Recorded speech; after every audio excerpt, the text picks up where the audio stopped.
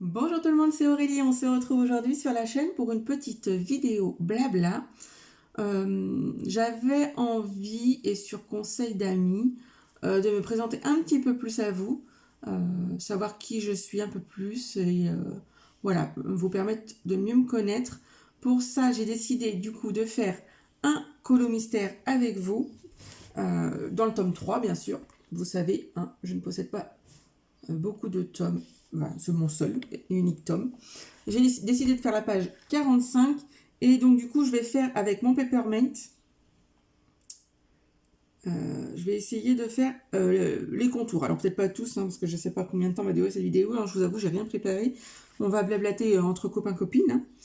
Et donc du coup, je vais essayer, je vous dis bien, essayer de vous caser sur le colo, puisque c'est la première fois que je filme avec un trépied. J'ai un ami qui m'a prêté un trépied pour que je puisse essayer. Alors, c'est du nouveau. Hein. Du coup, je me retrouve avec un livre à l'envers pour que vous, ça soit à l'endroit. Bref, toutes les subtilités de la vidéo YouTube. J'essaye de les apprivoiser. Je vous avoue que c'est pas gagné du tout, mais j'essaie de faire pour le mieux pour vous. Alors, je vous cale tout de suite sur mon colo. Je vous abaisse sur mon bureau. Hop, voilà. Voilà. Donc là, vous avez, du coup, la page 45, c'est celle-ci. Oula. La page 45, c'est celle-ci. Alors, je sais pertinemment que vous ne voyez pas grand-chose, hein, parce que forcément, c'est absolument illisible. En revanche, vous voyez bien mes petites mains. Vous voyez bien mon crayon. C'est le principal.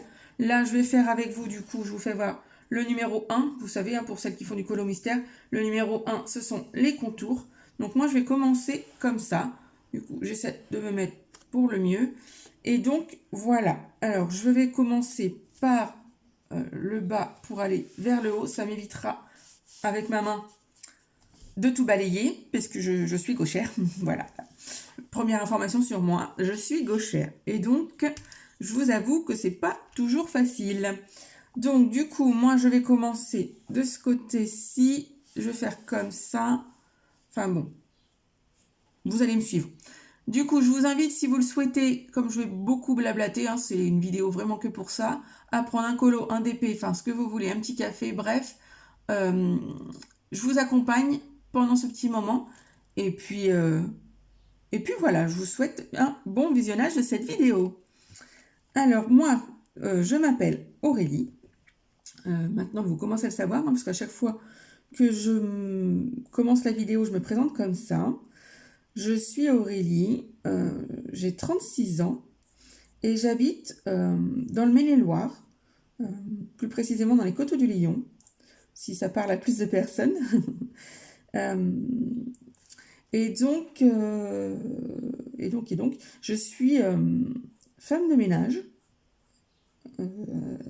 Femme de ménage pour des particuliers. Je ne travaille pas pour des entreprises, hein, je travaille uniquement pour des particuliers. Donc j'entretiens la maison de 4 ou 5 particuliers en ce moment.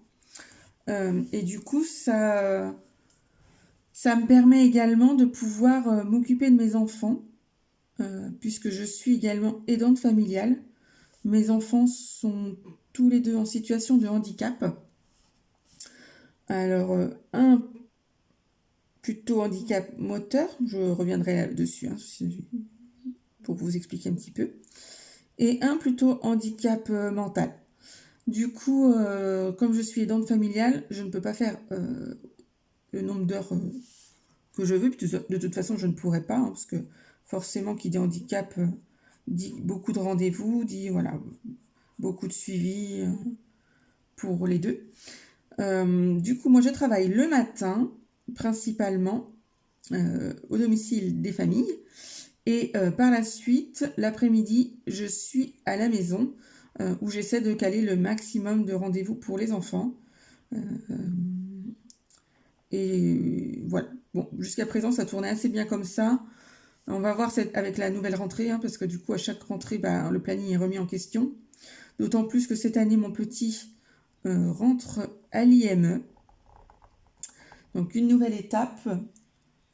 À l'IME, du coup, je vous redis, je l'en avais déjà parlé dans une autre vidéo, mais l'IME, c'est l'Institut médico-éducatif.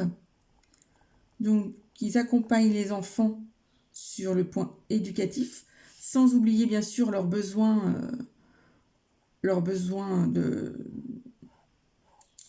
médical, hein, leurs besoins médicaux. Donc, à savoir que moi, mon fils Dorian, le plus petit, donc, qui est âgé de 7 ans maintenant, il a besoin de kiné, il a besoin d'orthophoniste, il a besoin de psychomote. Voilà, tout ce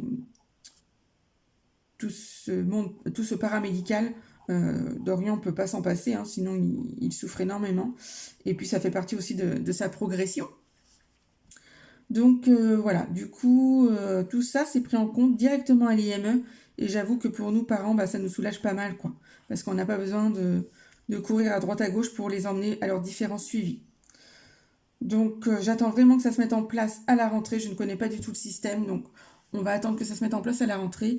Et moi, j'adapterai mon emploi du temps. C'est aussi l'avantage que j'ai, c'est de pouvoir adapter mon emploi du temps, puisque tous les employeurs que j'ai, bien sûr, savent que j'ai des enfants handicapés et que l'emploi du temps peut varier un petit peu. Ils sont tous compréhensifs et donc ça vraiment c'est quelque chose que j'adore et pour rien au monde je changerais puisque moi à la base il faut savoir que je suis horticultrice de formation, donc culture des plantes et des fleurs sous serre, et que malheureusement j'étais obligée d'arrêter parce que c'est du travail très très saisonnier et les horaires ne pouvaient pas correspondre, ça ne pouvait pas le faire avec mes enfants. Du coup après j'ai fait beaucoup de ventes puisque j'aime beaucoup la vente, notamment la vente en magasin de proximité. J'aime beaucoup le relationnel, hein, c'est aussi ça qui m'emmène à faire YouTube. Sauf que forcément un commerce de proximité c'était tard le soir également et que ça devenait compliqué pour mon mari d'avoir à gérer les 2 enfants. Et je comprends, hein, puisqu'entre préparer le repas, faire les douches, les leçons, enfin voilà, c'était un petit peu compliqué pour lui tout seul.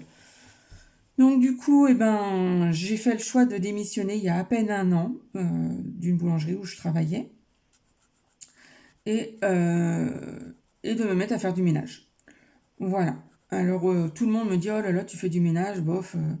Mais il faut savoir que moi je suis une grande fan du ménage. J'adore le ménage, c'est ma passion première. Donc le fait de pouvoir en faire à l'extérieur de chez moi, du coup quand je rentre chez moi, je suis un petit peu plus disponible. Je ne sais pas si vous voyez ce que je veux dire. J'ai pas forcément envie de prendre mon balai en arrivant chez moi.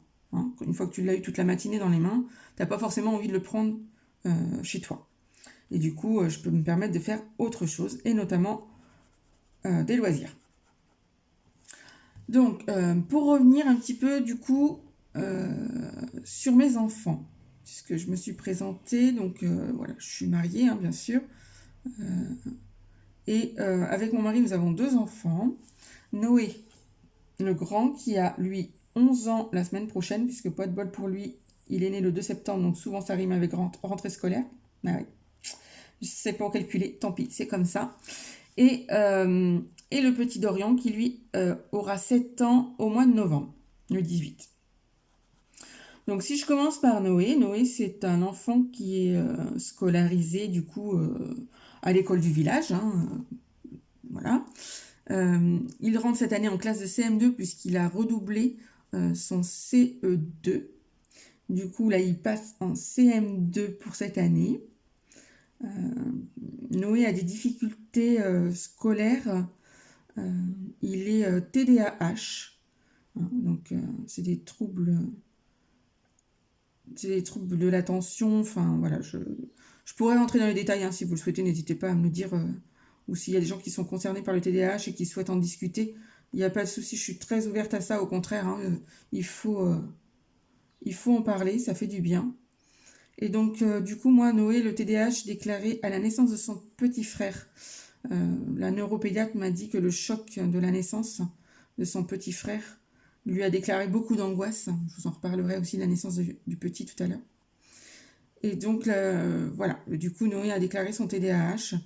On a eu la chance de rencontrer la bonne neuropsychologue tout de suite, qui a fait un diagnostic tout de suite. Super. J'ai fait du coup une reconnaissance d'handicap assez rapidement, que j'ai obtenue, ce qui permet à Noé d'avoir une AESH avec lui, hein, une AVS, hein, qu'on appelait avant. Du coup, il a une AVS avec lui, pour l'aider dans son organisation surtout, parce que c'est très difficile de s'organiser. Et du coup, il a aussi un traitement qui est mis en place. Donc ça, c'est plutôt bien, parce que ça le canalise un petit peu. Parce que du coup, le H de TDAH, c'est l'hyperactivité. Et voilà, c'est des enfants qui ont besoin d'être sacrément canalisés.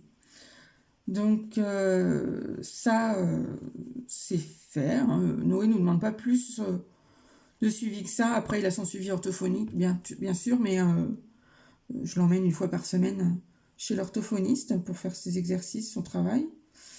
Et après, il peut suivre une scolarité tout à fait ordinaire pour le moment. Avec mon mari, on commence à se poser la question du coup de l'orientation collège. Est-ce qu'on va pouvoir l'orienter sur un collège ordinaire? Si on écoute les enseignants, ils pensent que oui. Moi, ce que j'en vois, ça me paraît compliqué. Mais j'ai envie de dire, on a encore l'année pour s'y préparer. Et puis en discuter. Voir comment Noé va progresser. Et puis, voilà, on va dire que c'est une affaire à suivre. Mais il n'y a pas de raison. On y croit. Il y croit. Il a envie d'apprendre aussi. Donc ça, c'est l'essentiel. Tant qu'il a encore l'envie, c'est essentiel de le motiver. Et donc, je suis là pour ça. Mon mari, forcément, travaille un peu plus, mais j'ai ce rôle. J'ai ce rôle de maman qui est là pour motiver ses enfants et les suivre. Alors, je ne vais surtout pas les lâcher, ils ont besoin de moi. Donc, beaucoup plus que d'autres enfants, hein, j'ai envie de dire. Moi, j'ai pas eu la chance de connaître un autre système, hein, mais voilà, moi, avec 2 enfants handicapés, je sais pertinemment qu'ils ont absolument beaucoup, beaucoup besoin de moi, que ce soit pour leur déplacement, pour les médecins, leur suivi, leur donner de la motivation, leur donner de l'envie. Donc, je prends mon rôle à cœur et puis c'est ce que je fais. Donc, c'est aussi un sacrifice, hein, puisque forcément, j'ai beaucoup moins de vie sociale. Et puis, mais je le fais de bon cœur, c'est pour le bien-être de mes enfants. Et ça n'a pas de prix. Ça n'a absolument pas de prix, le bien-être de ces enfants. Donc, je vous ai raconté un petit peu du coup le TDAH de Noé. Bien sûr, je pourrais revenir en détail, hein, mais comme c'est une chaîne un peu plus colo, un peu plus d'épée, loisirs créatifs et tout ça, je voudrais pas vous envahir avec ce genre de discussion. Mais si c'est quelque chose qui peut vous intéresser, au contraire, hein, n'hésitez pas. Vous pouvez même venir me parler en privé, il n'y a aucun souci. Je suis ouverte à ce genre de discussion. Et donc, ensuite, je vous parle du petit Dorian. Dorian qui, lui, est né en 2015 avec le syndrome de Di-George. Alors, le syndrome de Di-George, je ne vais pas vous faire une copie dessus, mais c'est un handicap moteur. Donc, Dorian est né, il était hypotonique, c'est-à-dire qu'il ne se tenait absolument pas. Et en plus, pour faciliter la chose, Dorian est né à 6 mois de grossesse. Donc en grand préma, ce qui engendre encore un peu plus de complexité. Donc du coup, Dorian est né en arrêt cardiaque, ce qui a valu une réanimation, bien sûr, et forcément quelques séquelles, notamment sur tout ce qui est moteur à son niveau gauche, donc bras et jambes. C'est beaucoup plus difficile pour lui d'utiliser tout son côté gauche. Donc ça, on sait très bien, c'est pas la maladie, c'est pas le syndrome de Di-George, c'est la prématurité. Après, j'ai envie de dire, alors je sais que je suis pas la seule à vivre avec des enfants handicapés, hein, donc vous pourrez me le confirmer, mais le handicap, il faut vraiment le vivre. Et il faut toujours s'accrocher à la moindre petite lueur d'espoir. J'ai envie de dire, c'est comme la maladie. Moi, je suis confrontée à la maladie en ce qui me concerne. Et tout ce qui est bon à prendre, il faut le prendre. Il n'y a que comme ça qu'on arrive à garder la positivité. Et ça, c'est hyper important pour la guérison en ce qui concerne la maladie.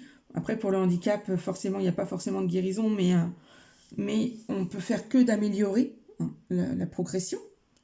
Et donc nous, en y croyant toujours, on a notre petit Dorian qui, à la naissance, ne devait pas marcher et qui s'est mis à marcher le jour de son anniversaire. Une semaine, non, pas le jour de son anniversaire, une semaine avant son anniversaire, une semaine avant ses 5 ans. Et ça, vous pouvez être sûr que cette image, elle est toujours dans ma tête, dans notre tête, parce que du coup, on était tous là, avec mon mari et mon grand garçon. On était tous là le jour où il a décidé de nous faire cette surprise. Et croyez-moi, j'en ai encore l'émotion, puisque même il a réussi à faire mentir les médecins avec sa volonté, avec nos encouragements. Et puis, mine de rien, ça nous enlève une grosse épine du pied. Parce que porter, c'est très difficile. Et puis, un enfant qui reste mou, c'est compliqué. Après, on a d'autres soucis, hein, bien sûr. Dorian n'est toujours pas propre et il a 7 ans. Mais j'ai envie de dire, j'essaie de positiver et de me dire que de toute façon, c'est comme ça. On n'a pas le choix. Dorian, il marche. Certes, il n'est pas propre, mais j'arrive à communiquer avec lui. Il a de la conversation. Et là, il va quitter l'école communale où il était avec son grand frère pour un institut qui va être complètement adapté à lui, avec une équipe extraordinaire que j'ai pu rencontrer déjà, et forcément une équipe qui va nous être d'un grand soutien, parce que vraiment c'est ce qui nous manque pour notre premier, en fait. On a un diagnostic, mais on n'a pas de suivi, en fait. Donc après, c'est à nous de nous débrouiller et puis de faire pour le mieux. Tandis que pour Dorian, on a eu un suivi dès la naissance et ça, c'est vraiment un plus. C'est vraiment un plus pour nous parents qui sommes un peu perdus parce que forcément, les enfants, quand ils naissent, on n'a pas le mode d'emploi, mais alors je ne vous explique pas avec le handicap, il faudrait carrément un guide. Donc on apprend et puis on a la chance aussi d'avoir les réseaux sociaux, faut se le dire. Hein. Les réseaux sociaux sont quand même fort agréables. Même si il ne faut pas tout prendre. Hein. Là, clairement, si vous allez sur Internet et que vous tapez syndrome de Dijorge, vous allez clairement vous faire peur. Hein. Alors que mon fils, c'est loin d'être ce qui est noté sur Internet. Hein. Moi, j'avais fait ça au début en sortant de la maternité, parce que je suis sortie de la maternité sans mon fils, du coup, hein, puisqu'il était en néonat. Donc, mes journées étaient rythmées par le matin où je m'occupais du grand et l'après-midi où j'allais en néonat. Et donc, je prenais un petit peu de temps pour aller sur le net, voir ce qu'était réellement le syndrome de Dijorge, comment ça pouvait évoluer et tout ça. Et finalement, je pense que je n'aurais peut-être pas dû, mais parce que le syndrome de Dijorge, c'est très très large. C'est très très large. Tout le monde ne va pas avoir les mêmes symptômes, mais voilà, c'est des handicaps. Ça concerne à peu près 4 à 5 000 naissances par an. Beaucoup plus chez les garçons. Mais il y en a aussi chez les petites filles, hein, j'en connais plusieurs. Des mamans qui communiquent d'ailleurs sur les réseaux. Hein, et voilà. Donc là, le plus dur maintenant à gérer, c'est les périodes de crise. Hein, parce que ce sont des enfants qui font pas mal de crises, notamment le grand garçon. Bref, voilà. Ça, c'est ma petite vie avec le handicap. Je vous répète surtout, aucune question n'est bête. Si vous avez des questions à me poser, que ce soit sur la maladie, mon organisation familiale, les aides qu'on peut toucher, etc., il n'y a aucun secret. Absolument pas. Le handicap doit vraiment pouvoir se banaliser, j'ai envie de dire. Il doit faire partie de notre société. Et ça, j'essaye de me battre pour ça. C'est encore un petit peu compliqué. Mais vraiment, le jour où vos enfants vous posent une question parce qu'ils voient un enfant en fauteuil roulant, ne leur dites pas « Chut, tais-toi, tais-toi ». Ben non. Il n'y a aucune gêne. Franchement, il n'y a aucune gêne. On est tous capables de comprendre que les enfants se posent des questions, qu'ils grandissent. Et si personne ne peut leur apporter de réponse sur la différence, qui est omniprésent dans notre société, hein, puisque la différence, c'est pas que le handicap. Hein. Ça peut être une couleur de peau, ça peut être plein de choses. Hein. Donc, moi, je vous parle de handicap parce que je suis confrontée à ça, mais surtout, surtout, surtout, ne rouspétez pas vos enfants s'ils vous posent des questions. C'est tout à fait naturel pour eux. Comment vous avez appris, vous? Vous avez appris également comme ça. Donc, surtout, répondez à leurs questions et pensez que peut-être que les gens qui sont en face, ils sont réceptifs à ça. Moi, combien de fois, dans la rue ou à l'école, j'ai intercepté des conversations d'enfants ou de mamans qui étaient bien embêtées d'expliquer à leur enfant, et je le comprends, hein, tant qu'on n'est pas confronté, c'est un peu difficile d'expliquer. Et je leur suis venue en aide. Elles avaient le sourire, mais le sourire parce qu'il y a quelqu'un qui est venu leur expliquer. Et sans se fâcher, mais les gens ont l'appréhension, ont peur en fait de nous gêner. Mais non, en fait, la gêne, elle est où? Elle est dans l'ignorance. Et c'est ça le plus difficile en fait, hein, quand on est confronté au handicap, c'est l'ignorance des gens, la méchanceté des gens,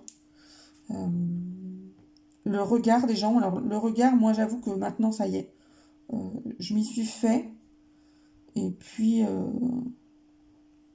voilà, c'est comme ça.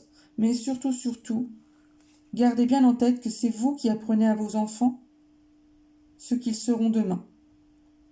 Et pour que le handicap continue d'exister sereinement et que les personnes atteintes de handicap puissent vivre sereinement dans notre société, il faut absolument que nous, parents, on banalise cette chose. On leur explique qu'on n'ait pas peur. Et si on ne sait pas, qu'on manque de mots, hein, parce que vraiment, on n'est pas obligé de savoir ce que c'est réellement le handicap, c'est pas grave. Dites-le avec les mots que vous ressentez, avec ce que vous pensez. Et les enfants auront déjà une petite idée, et ils se forgeront leur opinion plus tard. C'est pas grave, mais au moins ils sauront que la différence existe et qu'on peut vivre avec. Voilà.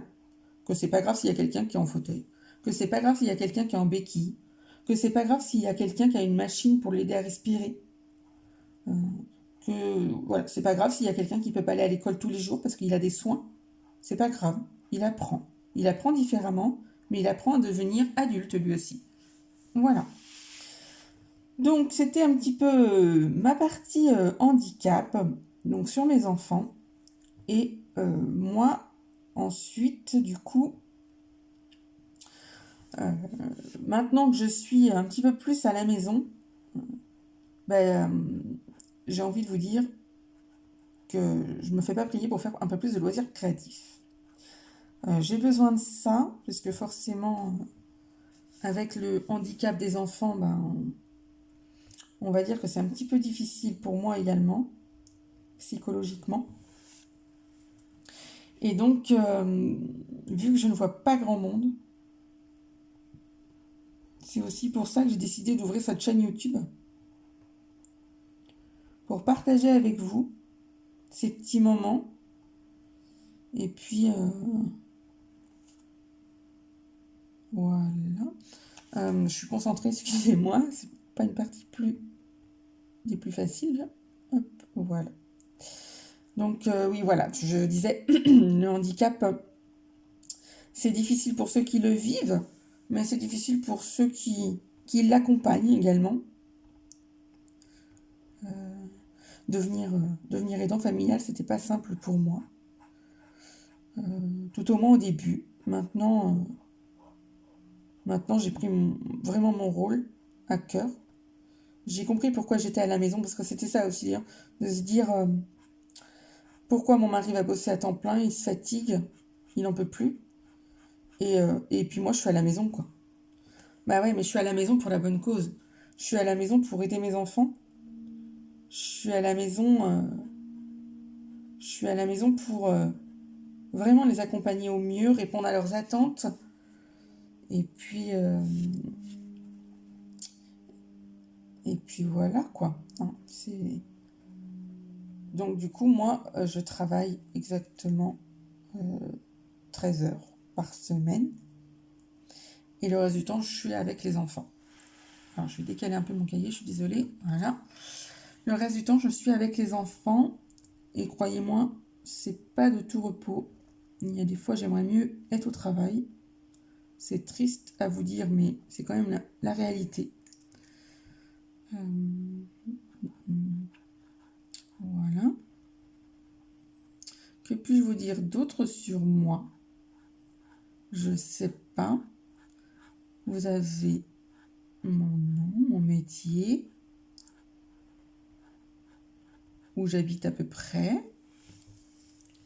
Les paysages que je peux voir, c'est purement viticole. Hein. Viticole, j'habite dans le milieu des vignes. Aujourd'hui, on a un temps à peu près agréable. Il y a le soleil, il ne fait pas trop chaud. J'espère que tout le monde va bien chez vous. Voilà. Moi, je suis encore en vacances. On a pris nos vacances très tard avec mon mari. On a pris nos vacances à partir du 15 août pour justement faire la rentrée des enfants, parce qu'on savait qu'il allait y avoir un changement cette année d'orientation pour le petit. Du coup, cette année, on a décidé de décaler nos vacances et prendre la semaine de la rentrée. La rentrée approche, ça veut aussi dire que les vacances se terminent. Mais c'est pas grave, c'est ça aussi. Il faut recommencer pour en avoir d'autres. Et puis, recommencer quand tout le monde est repris, c'est plus facile que ceux qui auront repris début août où les Haussiens partaient. Ça, c'est jamais des choses très faciles. Mais voilà, c'est chacun son tour et c'est comme ça. Voilà, qu'est-ce que je peux vous raconter de plus? Les vacances touchent à leur fin, les enfants sont prêts à repartir à l'école, les cartables sont prêts. Ils ont hâte, ils comptent un petit peu les dodos, là ça y est, ça commence. Après, bon, moi pour mon grand, il n'y a pas trop gros changements, il va retrouver le même enseignant. Voilà, il y a juste ses copains et ses copines du coup qui sont partis au collège, puisqu'il a 1 an de décalage. Mais bon, vu qu'il va retrouver la petite école, il va retrouver aussi les enfants qu'il avait l'année dernière. Hein. Donc c'est pas hyper gênant. Et donc du coup, rentrée, nouvelle organisation, comme je vous disais. Donc moi j'espère bien pouvoir profiter de mes après-midi. Forcément, pour faire du ménage et tout l'entretien de la maison, comme d'habitude, vous connaissez la chanson. Mais surtout pour faire des loisirs créatifs et vous faire des vidéos. Parce que c'est devenu une vraie passion. J'ai rencontré de vraies belles personnes, notamment Hélène. Hélène et le diamond painting. J'y croyais pas. Tu vas rigoler, Hélène, quand tu vas regarder cette vidéo, mais je croyais vraiment pas pouvoir un jour parler à Hélène comme je lui parle en ce moment, comme une amie, comme une copine en fait. Et ça me touche énormément. Ça me touche énormément qu'Hélène veuille m'aider à progresser.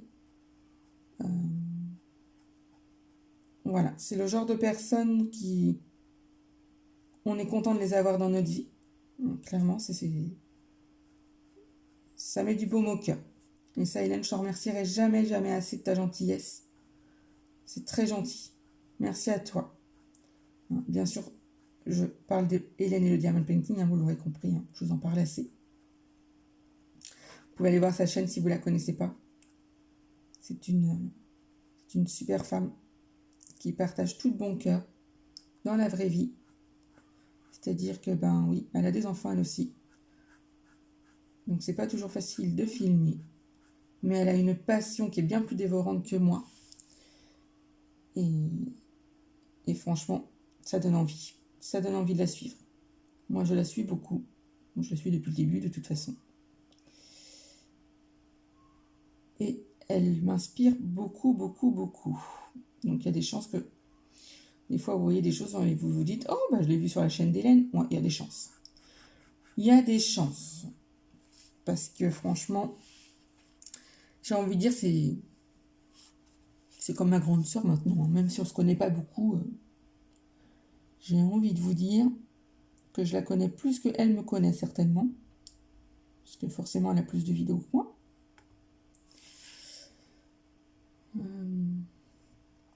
En loisirs, qu'est-ce que je peux vous raconter sur mes loisirs? Mes loisirs, eh bien écoutez, moi j'ai commencé par le diamond painting, forcément, comme Hélène. Et puis, quand on fait des grandes toiles, à un moment donné, on se lasse et on se dit, j'en ai marre, qu'est-ce que je peux faire à côté? Et puis là, je me suis mis à regarder un petit peu YouTube, à fouiner un petit peu. Et j'ai rencontré Zazou, les vidéos de Zazou, les vidéos de Morgane Colocation. Et je me suis dit, mais c'est pas mal ce qu'elles font, pourquoi pas faire un petit peu de coloriage? Des fois, de prendre les crayons, c'est aussi un moment zen, quoi. Et du coup, c'est de là que j'ai acheté mes brutes funèbres et que j'ai acheté mes premiers livres de colo. Alors, ne sachant pas trop si j'allais aimer tout ça, j'ai pas mis des sommes faramineuses, forcément. Et du coup, le colo m'accompagne. Il me permet de me diversifier, de me faire des pauses. Et ma passion première, c'est quand même le diamond painting. C'est clairement ça. Alors après, forcément, le diamond painting, oui, c'est moins cher, j'ai envie de dire, à l'achat que des crayons ou des livres de colo. À force, c'est pas le même budget. Mais le diamond painting, une fois que tu as fait ta toile, tu vas pas en accrocher des centaines chez toi. Enfin, pas moi, en tous les cas. Donc, du coup, je stocke, mais jusqu'à un certain point, quoi. Là, je suis rendue à la phase où je me dis, mais qu'est-ce que je vais faire de mes toiles? Alors, j'ai déjà vu Hélène qui a donné quelques petites idées. Moi, j'hésite encore. J'essaie de regarder un petit peu d'autres vidéos, voir ce qui se font chez les copines. Pour l'instant, elles ne me gênent pas, mais bon. Si je veux faire un petit peu de place pour en acheter d'autres, il va falloir que je trouve une solution. Et puis, du coup, récemment, Hélène a montré sur sa chaîne du point noué.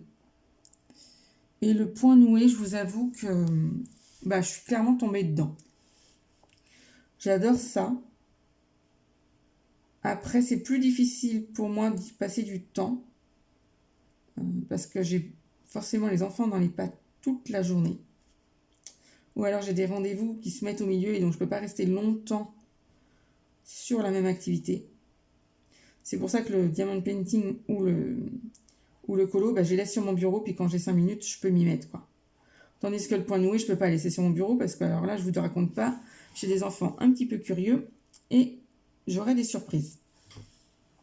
Le point noué, ils y touchent pas, ils n'ont pas compris le système, à part mon grand qui en fait avec moi, mais du coup, il sait comment faire, donc il ne me fait pas de bêtises.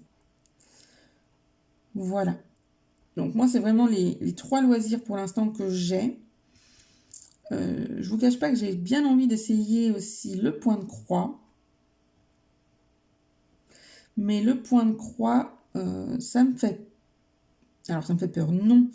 Mais ce qui m'embête, c'est que c'est souvent des longs projets. Et que moi, je suis quelqu'un qui n'est pas très très patiente, en fait. J'aime bien voir un résultat assez rapidement. Donc, il faudrait que je trouve des petits projets à voir. À voir comment je peux faire. Voilà. Et puis après, j'ai envie de dire, j'ai pas trop non plus envie de m'étaler sur tout, parce que forcément, quand on commence à l'être créatif, on a envie de tout acheter. Donc, non, on peut pas. Enfin, moi, je peux pas tout acheter, c'est pas possible.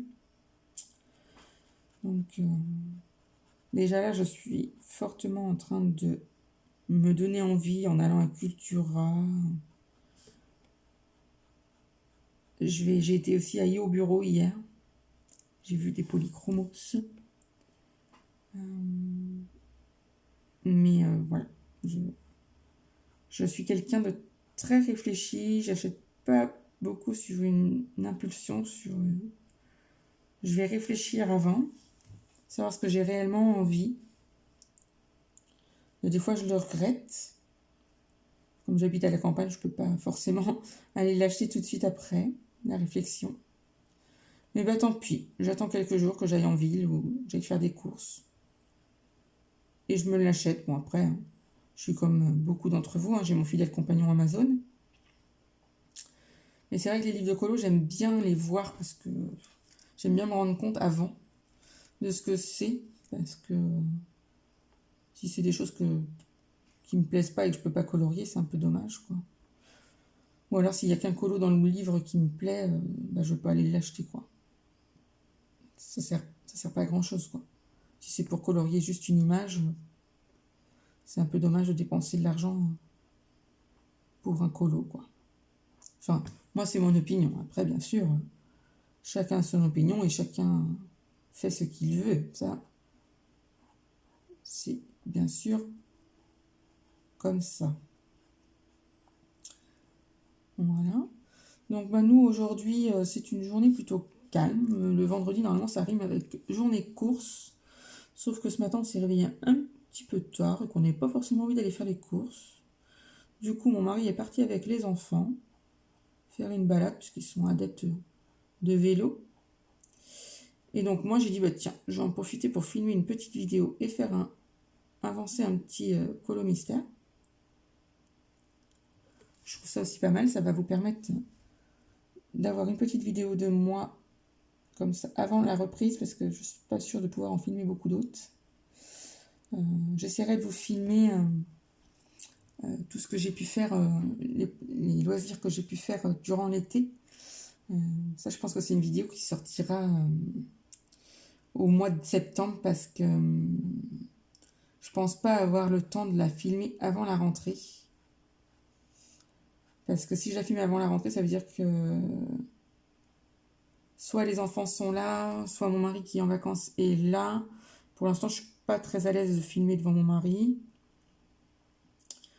Donc je pense que je ferai ça quand tout le monde sera reparti. Après, ça changera rien. C'est juste que vous aurez ça en décalé, mais je reprendrai le rythme dès que je pourrai. Je vais essayer de me faire un petit cahier avec mes suivis vidéo. Comme ça, je saurai ce que je vous fais et à quelle période je vous les fais. Voilà. Ça sera certainement la prochaine vidéo. Et puis bah, après, je continuerai à faire voilà, des petites vidéos blabla. Comme ça, je choisirai des petits thèmes. Et puis, je vous en discuterai, je vous ouvrirai la conversation. Et puis, surtout, n'hésitez pas, vous, à venir en discuter en commentaire. Voilà. Et puis, n'hésitez pas aussi à me proposer des vidéos, des sujets de vidéos. Ça sera sympa aussi que je puisse vous satisfaire. C'est aussi ça. Hein. Moi, je fais ce que j'aime, mais je veux bien essayer de faire des choses qui vous plaisent aussi, au contraire. Voilà. Donc, je pense que du coup, là, on va arrêter ici pour cette vidéo blabla. Moi, je vais me mettre à regarder les vidéos des colocopines. J'ai vu qu'il y en avait quelques-unes de sorties et je ne suis pas à jour. Donc, je vais regarder ça en finissant mes contours. Et puis, voilà. Je finis ça et je vous dis à bientôt dans une prochaine vidéo. Bye bye!